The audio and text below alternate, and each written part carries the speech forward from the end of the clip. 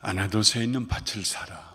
여러분과 함께 인간의 절대 절망의 상황에서 절대 소망의 말씀을 주시고 구원해 주시는 하나님의 은혜에 대한 말씀을 나누려고 합니다. 현대인들은 기회를 포착하는데 모두 천재들입니다. 구멍이 나서 바닷물이 들어오고 곧 침몰할 배라면은 즉시로 뒤돌아보지 아니하고 짐보따리 들고 다른 배로 옮겨 타는데 선수들입니다. 투자도 그렇고요. 사람을 사귀는 일에도 그렇고요. 직장을 갖는 일에도 그렇고요. 현대인의 눈으로 보면은 참 어리숙하고 말도 안 되는 인생을 산 사람이 있었는데 그가 바로 예레미야입니다. 어느 날 하나님의 말씀이 예레미야에게 임하였습니다. 보라, 네 숙부 살롬의 아들 하나멜이 너에게 와서 말하기를 너는 아나도스에 있는 내 밭을 사라. 이 기업을 물을 권리가 내게 있느니라. 이스라엘 사람들은 밭을 팔았다가 50년, 희년이 되기 전에 자기 형편이 돌아서면 그 밭을 되돌려 살 수 있는 그 권리를 기업을 물을 수 있는 권리라고 불렀습니다. 하나님의 말씀이 임하고 난 다음 며칠 후에 정말로 그의 사촌 하나멜이 예레미야를 찾아왔습니다. 그리고 자기 밭 아나도스에 있는 자기 밭을 사라고 했습니다. 아나도스는 베냐민 지파에 속한 땅입니다. 당시 예레미야는 왕의 뜰에 연금 상태로 있었습니다. 사람들이 만날 수는 있지만 자기는 밖으로 나갈 수 없었어요. 왜냐하면 입을 열기만 하면 예루살렘은 망한다, 문 열고 항복해라, 하나님께서 바벨론 군대를 보냈다, 너희 조상들이 그리고 우리가 우상을 숭배해서 하나님이 심판이 임하였다 하고 예언을 했기 때문에 예루살렘 성 안에 있는 귀족들이 예레미야를 죽이려고 나섰습니다. 마지막 왕인 시드기야, 남왕국 유다의 마지막 왕 시드기야가 예레미야의 말 듣는 것이 가슴이 아팠지만 그래도 예레미야는 하나님의 사람인 줄 알고 그의 생명을 보존해 주기 위해서 왕궁의 뜰에다가 연금시켜 놓고 있었습니다. 아나도스는 지금도 농사짓는 땅입니다. 수년 전에 제 친구가 30년 넘게 거기 예루살렘에 살고 있어서 제 친구의 아파트를 방문했습니다. 밥을 먹고 아파트 베란다 한 17층 높이의 베란다에 가서 저리 가면 사해이고 저 북쪽을 가리키면서 저기가 예레미야의 고향 아나도시라고, 5km 정도 북쪽으로 떨어진 곳에 예레미야의 고향 아나도시 있고 지금도 거기는 농사를 지어서 높은 곡물을 저장해 놓은 사일로가 거기에 세워져 있었습니다. 하나멜이 그의 사촌 형 예레미야를 왕궁의 뜰로 찾아올 당시는 유다가 망하기 1년 전입니다. 1년 전, 완전히 망하기 1년 전이요. 망하기 시작한 게 주전 606년이었고 완전히 망한 것이 586년입니다. 그러니까 587년쯤 되었겠죠, 주전. 그 당시 아나도스에는 1년째 바벨론 군대 수십만이 진을 치고 있었습니다. 밭이 있어도 농사를 지을 수 있는 형편이 아닙니다. 사람의 발보다 더 무서운 게 없어요. 그 산에 매일 사람들이 가는 것도 아니고 며칠에 몇 사람 지나가고 나무꾼들이, 그런데도 불구하고 그 길이 나고 길에 있는 풀들이 누워 있습니다. 사람의 발이 무서워요. 근데 수십만의 바벨론의 군대가 와서 진을 치고 있으니 그 아나도스의 땅들이요 마당이 됐지요. 농사 못 짓지요. 예레미야 11장에 보면 예레미야의 고향 아나도 사람들이 예레미야를 죽이겠다고 그럽니다. 우리 고향에서 저런 사람 나온 건 수치다. 일어나서 마음을 합해서 나라를 지키자 해도 모자랄 판인데 문 열고 항복하라니, 저 우리 고향에서 나온 사람 저건 우리가 손으로 죽여야 된다. 아나도스에 살고 있는 사촌이 자기 땅을 사라고 예레미야를 찾아왔습니다. 왜 하나멜이 예레미야에게 자기 땅을 사라고 찾아왔는지 우리는 모릅니다. 이유는 기록되어 있지 않습니다. 표면적으로는 예레미야에게 상속권이 있기 때문이라고 합니다만은 아마도 거의 틀림없이 하나멜이 예레미야의 속을 뒤집어 놓고 싶어서 찾아왔을 것입니다. 형, 다 망해가는 나라가 하나님께 순종하고 돌아오면 다시 회복될 것이라고요? 그걸 말이라고 해요? 망하면 끝이지. 문 열고 항복하면 다시 하나님 지키시고 회복시키신다고요? 정말 그 말이 맞아요? 맞으면 그러면은 내 땅 사요. 망한 나라의 땅 좀 사봐요. 바벨론의 군대가 진치고 있어서 밭인지 도로인지 알 수 없는 그 땅 좀 사요. 이래서 예레미야에게 아마 항의하고 싶어서 왔을지도 모릅니다. 감옥에 갇혀있는 예레미야는 사촌의 밭을 살 수 있는 형편이 아니었습니다. 그러나 예레미야는 하나님의 말씀에 순종해서 은 17세겔을 주고 그 아나돗에 있는 밭을 샀습니다. 은 17세겔은 오늘날로 환산하면 $100입니다. 아무리 볼품없는 땅이라도 그렇죠. $100짜리 땅이 오죽하겠습니까? 아마 손바닥만한 땅이었을 것입니다. 일부러도 모욕하기 위해서 그 땅을 사라고 했을지도 모릅니다. $100 주고 내 땅 사요? 이 나라에 소망이 있다면. 예레미야는 아무 말도 하지 않고 하나님 말씀에 순종해서 그 땅을 샀습니다. 문서 둘을 만들어서 하나는 봉인을 하고 하나는 봉인하지 않아서 누구나 볼 수 있게 하는 문서를 자기 수행하는 비서 바룩에게 주면서 말합니다. 만군의 여호와 이스라엘의 하나님께서 이와 같이 말씀하시기를 너는 이 증서 곧 봉인하고 봉인하지 않는 매매 증서를 가지고 토지에 담아 오랫동안 보존하게 하라. 오랫동안 보존해라. 이 매매 증서가 효력을 발휘하는 날이 오게 될 것이라는 말입니다. 만군의 여호와 이스라엘의 하나님께서 이와 같이 말씀하시니라. 사람이 이 땅에서, 이 아나돗 땅에서 집과 밭과 포도원을 다시 사게 되리라. 나라가 망해서 끝이 난 게 아니다. 다시 회복돼서 사고 팔고 집을 짓게 되는 날이 올 것이다 하는 말씀입니다. 하나님께서 예레미야로 하여금 사촌 하나님에게서 아나돗에 있는 땅을 은 17세겔 $100에 사게 하신 목적은 장차 하나님께서 유대인들을 바벨론의 포로로 잡혀간, 이미 2차 포로가 잡혀가고 이번에 3차 마지막인데 잡혀간 그 사람들을 다시 돌아오게 하시고 이스라엘을 다시 회복시키시겠다는 하나님의 맹세이기도 하십니다. 사촌의 손에서 밭을 사고 매매 증서를 교환했습니다. 그러나 예레미야도 사람입니다. 마음이 불편했습니다. 하나님의 뜻을 이해할 수가 없었습니다. 그래서 하나님께 기도하면서 이렇게 물었습니다. 보옵소서, 이 성을 빼앗으려고 만든 참호가 이 성 벽 꼭대기에 이르렀고 칼과 기근과 전염병으로 말미암아 이 성이 이를 치는 갈대아인의 손에 넘긴 바 되었으니 주의 말씀대로 되었음을 주께서 보시나이다. 주 여호와여, 주께서 내게 은으로 밭을 사며 증인을 세우라 하셨으나 이 성은, 이 예루살렘 성은 갈대아인의 손에 넘기신 바 되었습니다. 아직은 점령당하지 않았지만 내일 모레, 오늘 내일 모레 점령당할. 하나님, 망해가는데, 이 성이 망하면 마지막인데 이 망해가는 판국에 아나돗에 있는 밭을 사시라니 무슨 뜻입니까? 하나님. 예레미야 자신도 믿을 수가 없었어요. 예레미야 자신도 용납할 수가 없었어요. 예레미야의 자신의 가슴 속에도 절망의 먹구름이 내려앉았어요. 하나님께서 아나돗에 있는 밭을 사라고 하셔서 제가 샀습니다마는 다 망해가는 나라에서 땅 사서 뭐 하겠습니까? 하는 질문입니다. 하나님의 명령이 비합리적으로 들렸을 것입니다. 옆에 있는 사람들도 예레미야를 비웃었을 것입니다. 이 사람아, 난세는 그래도 은금 가지고 있는 게 좋아. 그거 가지고 왜 땅을 산다고 그래?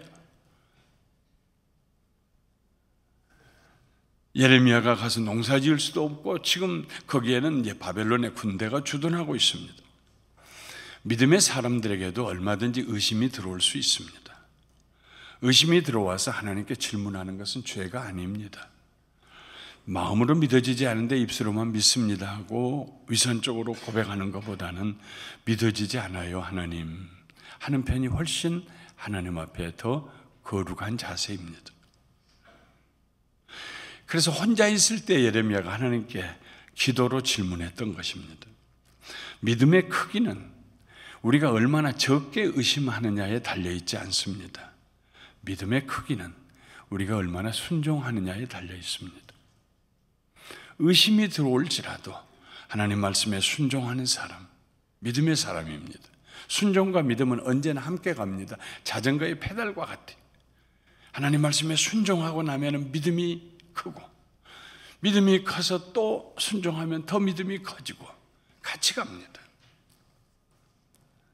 믿음이 순종을 북돋아주고 순종이 믿음을 북돋아줍니다. 믿음의 대상은 하나님이십니다. 순종의 대상도 하나님이십니다. 하나님 앞에서 믿음과 순종은 떨어질 수가 없어요. 믿는다고 하면서 순종하지 않으면 그건 참 믿음이 아니에요. 오늘날 우리는 불확실성의 시대에 살고 있습니다. 세계는 전쟁과 폭력으로 얼룩져가고 차량 폭탄이 터져 몇십 명이 죽었다고 해도 눈 하나 깜짝하지 않고, 나라마다 정치적으로 불안한 사회가 되어가고 있습니다. 원수가 집안 사람이라는 예수님의 말씀처럼 가까운 사람들 사이에서 더 고통을 주고받는 시대가 되어가고 있습니다. 정치적으로 사회적으로 더 극단적이 되어갑니다. 그 간극을 메워보려고 애를 쓰는데 점점 더 멀어져 갑니다. 믿을 수 없는 사회가 되어가고 있습니다. 시편 42편을 지은 시인도 그런 불안감에 휩싸였습니다. 주변 환경이 두렵고 절망스러웠습니다. 어디를 보아도 소망의 불꽃이 보이지 않았습니다. 그때 시인은 사람들을 보고 있던 낙심하는 가운데서 눈을 들어서 하나님을 바라보기 시작합니다. 그리고 자기 자신에게 이렇게 말합니다. 내 영혼아, 네가 어찌하여 내 낙심하며 어찌하여 내 속에서 불안해하는가? 너는 소망을 하나님께 두어라. Put your hope in God. 하나님께 내 소망을 두어라. 나는 그가 나타나 도우심으로 말미암아 내 하나님을 여전히 찬송하리로다. 내 영혼아, 내 속에서 어찌 불안해하느냐? 하나님 바라보아라. 하나님에게 소망을 두어라. 그러면 여전히 찬송하게 될 것이다 하는 말씀입니다. 아나도스에 있는 밭을 사라. 하나님 말씀하셨습니다. 예루살렘이 1년이 넘도록 포위당하고 있습니다. 성 밖으로 나갈 수도 없습니다. 엎친 데 겹친 격으로 성 안에 기근이 들고 전염병이 돌았습니다. 예루살렘 성 안에 사는 모든 사람들은 패닉 상태에 빠졌습니다. 그런데 하나님께서 뜬금없이 예레미야에게 밭을 사라고 말씀하십니다. 왜 그러셨을까요? 아나도스에 있는 밭을 사는 행위를 통해서 하나님께서 예레미야에게 두 가지 질문을 하십니다. 첫 번째 질문은 예레미야야, 너는 나를 믿느냐? 하는 질문입니다. 내가 이 나라를 다시 회복시키리라는 내 말을 너는 믿느냐? 하는 질문입니다. 예레미야야, 너의 믿음이 어디에 있느냐? 내가 반드시 유다를 회복시킬 것이라고 약속한 말을 내가 믿느냐? 그렇다면 아나도 밭을 사라. 너의 소망을 어디다 두었느냐? 내 말을 신뢰하고 내 소망을 나에게 두었다면 내 사촌 말하는 그 밭을 사라. 내가 내 백성들을 다시 땅으로 돌아와서 농사짓게 할 것이다. 유진 피터슨 목사님은 성경적인 소망은 곧 행동이다 하고 말했습니다. 소망은 I wish가 아니고 그랬으면 좋을 텐데 하고 일어나서 생각만 하는 게 아니고, 성경이 말하는 소망은 행동. 성경의 소망을 가진 사람은 일어난단 말입니다. 성경의 소망을 가진 사람은 걸어간다는 말입니다. 그래서 예수님을 만난 모든 사람들이 일어났어요, 걸어갔어요, 눈이 떠졌어요. 예수님에게 소망을 두는 사람들마다 그 소망이 행동으로 연결이 됐어요. 행동으로 나타나지 않은 소망은 소망이 아닙니다. 그건 세상 사람들도 그런 소망은 얼마든지 가질 수 있습니다. 예레미야야, 네가 나에게 소망을 두었느냐? 그러면 그 땅 사라 하는 말씀입니다. 하나님은 실제하십니다. 온 세상이 너무 빨리 변화되어 서 있기도 어려운 어지러운 시대에 우리가 살고 있지만, 우리가 믿는 하나님, 천지와 만물과 우리를 창조하신 하나님, 우리를 구원하신 하나님은 회전하는 그림자가 없으십니다. 변치 않으십니다. 하나님의 계획은 영원히 이루어집니다. 포기되거나 변경되지 않습니다. 만세전에 우리를 택하시기로 작정하시고 택해 주셔서 오늘 우리가 이 자리에 앉아 있는 것입니다. 세상 어떤 것도 하나님보다 더 강할 수가 없습니다. 더 빠를 수가 없습니다. 더 선할 수도 없습니다. 더 견고할 수도 없습니다. 오직 하나님만이 변치 않는, 흔들리지 않는 우리의 반석이 됩니다. 그래서 우리는 믿음을 하나님에게 둡니다. 믿음의 방향이 하나님을 향합니다. 하나님께 나가는 자만이 요동치는 세상에서 흔들리지 않은 삶을 살 수 있습니다. 휴식 없는 세상 삶 속에서 하나님을 바라보는 사람만이 안식을 누리게 됩니다. 미래를 예측할 수 없는 세상에서 사는데 하나님을 바라볼 때 우리는 영원한 세계를 바라보며 살게 됩니다. 믿음으로 사는 사람들은 어떤 상황을 인간의, 세상 사람들의 관점에서 이해하려고 하지 않습니다. 하나님의 관점에서 이해하려고 합니다. 이 상황을 하나님은 어떻게 생각하실까? 어떻게 보실까? 인간이 하는 일과 하나님께서 하시는 일은 시작부터 다릅니다. 인간은 죄를 범합니다. 하나님은 용서하십니다. 인간은 원수 노릇을 합니다. 하나님은 화목해 하십니다. 인간은 무너뜨립니다. 하나님은 회복시키십니다. 인간은 끝이라고 말합니다. 하나님은 아니다, 시작이라고 말씀하십니다. 인간은 절망이라고 말합니다. 하나님께서는 소망이 있다고 말씀하십니다. 예레미야야, 아나돗의 밭을 사라. 내가 너에게 준 소망의 예언을 네가 믿는다면은, 그 소망을 네가 체험하기를 원하고 네 그 민족이 그 소망 가운데 들어가기를 원한다면 아나돗의 밭을 사라. 너는 내 말을 믿느냐? 두 번째 질문은, 예레미야야, 너는 너만 믿지 말고 저 성 밖에 있는 사람에게 내 믿음을 좀 나눠줄 수 있겠니? 하는 말씀입니다. 성 안의 사람들은 아직도 지도자들의 큰 소리 치는 것 보고 반신반의하면서 아직도 그래도 괜찮을 거야 하고 지탱하고 있습니다. 그러나 성 밖에 있는 사람들은 이미 예루살렘 성 하나만 남겨놓고는 바벨론에게 다 점령을 당했습니다. 예루살렘 성 밖에서 보니까는 토성을 쌓아서 예루살렘 성의 높이만큼 흙이 지금 쌓아 올라가고 있어요. 며칠 후면은 그 성보다 더 높은 곳에 토성을 쌓고 화살을 쏘고 거기서 돌을 쏘아서 이제 무너뜨릴 터인데, 400여 년 동안 우리 예루살렘 성은 한 번도 함락당한 적이 없다고 큰 소리 치고 있는 성 안의 사람들과 달리 성 밖에 사는 사람들이 볼 때에는 정말로 풍전등화예요. 어느 순간 꺼질지 몰라요. 이미 꺼졌어요. 그들의 마음속에는. 저 예루살렘은 성은 함락됐다. 밖에 있는 사람들은 그렇게 보고 있어요. 아마도 그 밖에 있는 사람들이, 아나돗에 있는 사람들이 예레미야의 사촌 하네멜에게 말했을 것입니다. 가봐, 그 알량한 당신 사촌 형 밤낮 항복하라고 그러고, 밤낮 항복하면 하나님이 회복시키신다고 헛소리하고 있는 당신 사촌 형 좀 가서 만나봐. 그렇게 자신 있으면 당신 그 조그만 땅덩어리 하나 사라고 해봐. 정말 자기가 믿음이 있으면 사보라고 해봐. 그래서 왔을지도 모릅니다. 하나멜이 아나돗으로 돌아왔어요. 사람들이 몰려들었겠죠. 뭐래? 그 당신 알량한 형이 뭐래? 산대? 못 샀을 거야. 무슨 믿음이 있어서 이 땅을 사겠어? 산대? 하나멜이 고개를 끄덕거렸을 것입니다. 뭐? 샀어 그걸? 회복된다는만, 하나님께서 우리나라를 다시 회복시켜준다는만, 소망을 잃지 말라고 하는구만, 믿음을 가지라고 하는구만, 하나님만 바라보고 하나님을 의지하라고 하는구만. 샀어? 봐, 문서야. 땅을 사고 문서를 교환함을 통해서 하나님의 질문, 예레미야야, 너의 믿음을 성 밖에 있는 절망 가운데 있는 사람들에게 좀 나누어 줄래? 하시는 하나님의 질문에 예레미야가 예 하고 대답을 한 것입니다. 예레미야에게 이 두 가지 질문을 하신 하나님께서 우리에게 같은 질문을 하십니다. 우리가 어려움 가운데 있을 때, 절망 가운데 있을 때, 희망이 안 보일 때 하나님 우리에게 물으십니다.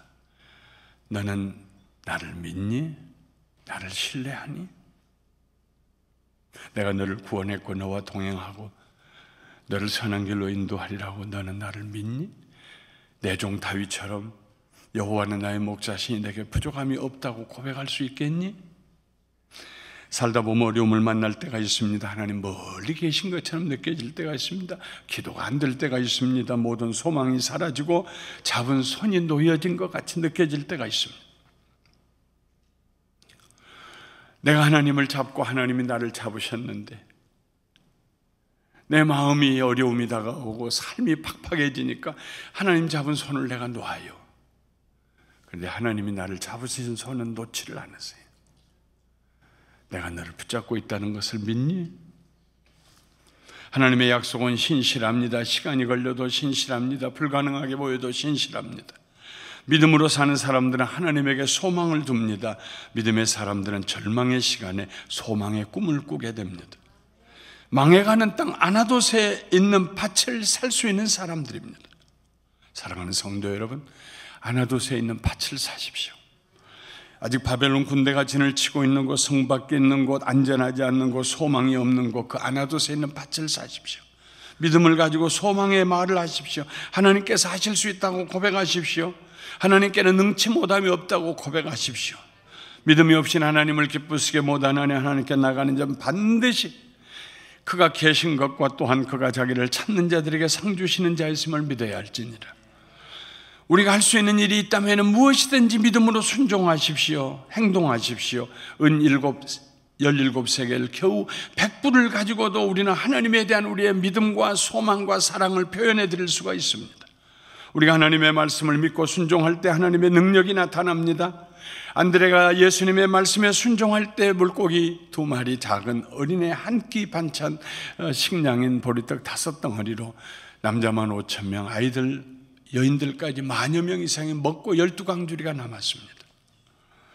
하나님의 살아계심을 믿는 사람들은 행동하는 믿음의 사람입니다. 아나돗의 밭이 무엇이든지, 여러분 주변에 아나돗의 밭이 무엇이든지 그것이 용서의 밭일 수 있습니다. 나 용서하기 싫어요. 용서하기 싫어요. 그래도 용서하십시오. 아나돗의 밭을 사십시오. 나 그 사람 다시 만나는 거 싫어요. 그래도 아나돗의 밭을 사십시오. 찾아가서 화목하십시오.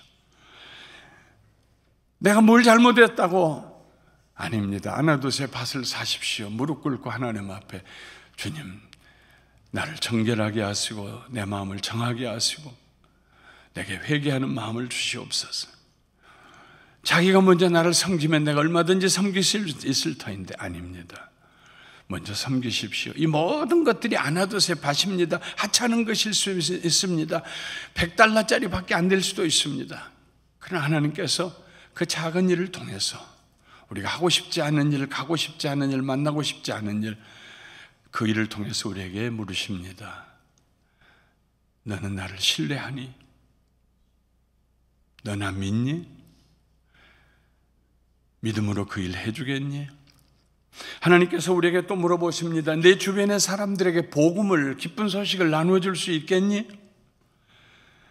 예수님께서 우리를 구원하기 위해 세상에 오셨습니다. 로마서 5장에 보면은 3번 때가 나와요. 예수님이 언제 죽으셨는가? 우리가 연약할 때, 유슬레스, 쓸모없을 때, 우리가 죄를 범할 때, 우리가 하나님과 원수 노릇하고 있을 때. 이것이 바로 하나님의 사랑입니다. 천상에서 이런 일이 있었다고 한번 가상해 보십시다. 소문이 천상의 바닥에 퍼졌습니다. 하나님의 아들이 사람이 되어서 세상에 사람 구원하기 위해서 내려오신다고. 어떤 천사 하나가 하나님의 아들을 만났습니다. 세상에 내려가신다면서요. 내려간다고. 거기 뭐하러 가세요? 사람들 구원하러 내려간다. 죄인들 구원하러 내려간다. 그들에게 무슨 가치가 있다고 내려가세요? 그들에게 무슨 가치가 있다고 성자 하나님께서 사람이 되세요? 그들에게 무슨 가치가 있다고 십자가 위에서 죽으셔야 해요? 왜 피 흘리셔야 돼요? 왜 종처럼 사셔야 돼요? 왜 비난받으셔야 돼요? 여전히 죄 가운데 살고 있잖아요. 그들에게 무슨 가치가 있어요? 100달러짜리도 안 돼요. 은 17세겔도 안 돼요. 바벨론의 군사들이 발로 짓밟아 먹은 것처럼 죄로 짓밟혀 있어요. 사탄에게 사로잡혀 있어요. 무슨 소망이 있어요? 거긴 왜 내려가세요? 그러니까 하나님의 아들이 말씀하십니다. 그러니까 구원하러 내려간다. 그러니까 내려간다. 우리가 죄인이기 때문에 예수님이 오셨어요. 나는 아나돗의 밭을 사러 간다 하고 내려오신 예수님입니다. 하나님의 아들 예수님께서 아나돗의 밭과 같이 쓸모없는 우리들을 구속하기 위해 이 세상에 오셨습니다. 예레미야는 은 17개 겨우 100불을 지불했지만 예수님은 생명을 지불하셨습니다. 그의 피로 우리를 사주셨습니다. 우리가 얼마나 귀중한 존재들인가를 하늘과 땅에 선포하셨습니다. 그게 복음입니다. 우리 자신도 우리에게 가치를 부여하지 않는데 예수님의 성령님께서 우리에게 말씀하십니다. 너는 존귀한 자다, 존귀한 자다. 얼마나 가치 있는 줄 아느냐? 내가 너를 위해 내 생명을 주었다. 너를 위해서 내가 피 흘렸다.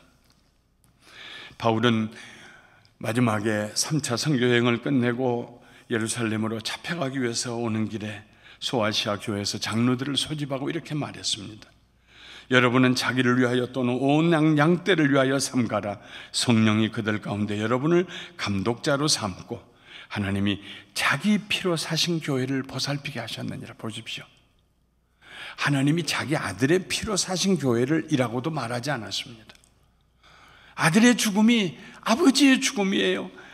나의 하나님 어찌 나를 버리시나이까 할 때 하나님이 외면하셨어요. 우리 살리시기 위해서 아들의 죽음을 외면하셨어요. 그래서 바울은 그 신비한 하나님의 은혜를 이렇게 표현합니다. 하나님께서 자기 피로 사신 교회. 왜 교회가 존재합니까? 예수님의 피로 값주고 사셨기 때문입니다. 하나님께서 지금도 우리에게 말씀하십니다. 내 주변에 아나돗이 있느냐? 아나돗의 밭 100달러짜리 있느냐? 쓸모없는 밭들이 있느냐? 나는 귀하게 생각한다. 너도 나와 같은 마음으로 귀하게 생각하고 가서 그 아나돗의 밭을 사주지 않겠니? 복음을 전하지 않겠니? 얘기 하나를 여러분들에게 전해드리고 말씀을 마치겠습니다. 저희 교회에 오랫동안 크로놀리카네 아주 그냥 30년이 넘도록 우울증으로 고통받는 자매님이 계세요. 그 딸도 명문 대학을 졸업했는데 졸업하고 나서 1년도 안 돼서 어머니처럼 우울증 환자가 됐어요. 너무 우울증이 심해서 그 딸은 몸이 비틀어졌어요. 고개가 비틀어졌어요. 사람을 쳐다보는데 옆눈으로 고개가 비틀어졌어요.